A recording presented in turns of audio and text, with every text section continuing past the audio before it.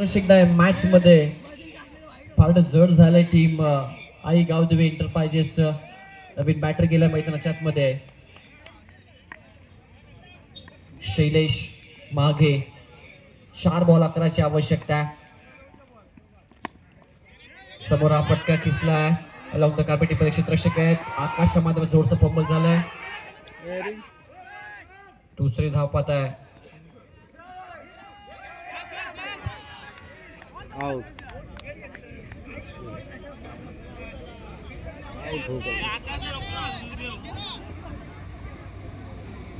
3 पे 9 चाहिए मैच बच गया छक्का मारे पूरी 2 धावा कंप्लीट केल्या गेल्यात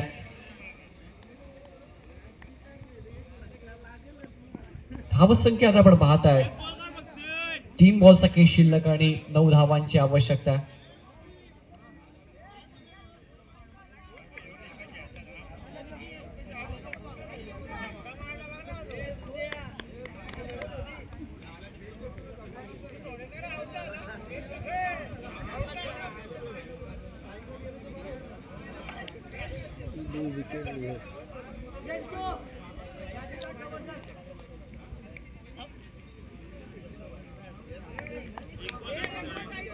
दुसऱ्या धावेसाठी फलंदाज रनआउटच्या स्वरूपात बाद झाला एकच धाव मिळेल आता विजयासाठी 3 बॉलचा खेळ शिल्लक आणि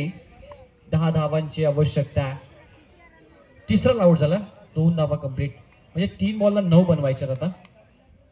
मिड गेट पे छक्का मारे 3 बॉल 9 धावांची आवश्यकता रंगतदार बाउंड्री चाहिए आपण पाहत आहे यही बॉल पे ऑन साइडला फटका जबरदस्त डीप मध्ये रितेश शेलारच्या हातामध्ये आप जीत गए शेल आणि ते 1 मोर विकेट डाऊन फलंदाज शैलेश मागे back to the dugout 3 wicket लिए पर नीचे मारे लाए रहा वो दरवाजा दादा तोहर वीडियो में बनाई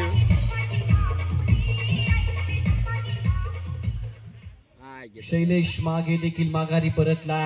समीकरण थोडंसं आता जड होत चाललंय 2 बॉलचा काही शिल्लक आहे 9 धावांची आवश्यकता काय जबरदस्त पहिला सामना आजच्या दिवसामध्ये पाहायला मिळाला जय भोले ग्रुप आणि त्यानंतर आई गावदेवी एंटरप्राइजेस रमण शेलारची विकेट भरपूर महत्वाची होती आणि ती विकेट मिळाली त्यानंतर या मॅच मध्ये पूर्णपणे कमबॅक केलंय नवीन बॅटर मैदानाच्या मध्ये ऋतिकाला 2 बॉल मध्ये 9 धावांची आवश्यकता या बॉल मध्ये एक मोठा फटका अनिवार्य आहे प्रयत्न राहिला होता परंतु अपयश आता 1 बॉल 9 सामना पूर्णपणे आपल्या बाजूने झोकवलाय आई गावदेवी एंटरप्राइजेस टीमनं भरपूर चांगला खेळ या टीमचा राहिलाय 1 बॉल मध्ये 9 धावांची आवश्यकता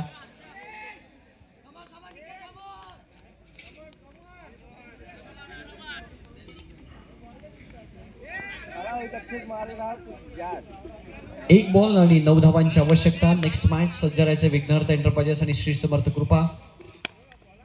शेवटचा बॉल या ठिकाणी व्हॅलिड आणि ते सामना जिंकला टीम आई गावदेवी एंटरप्राइजेस हार्दिक हार्दिक अभिनंदन हार्ड लक टीम जय भोळे ग्रुप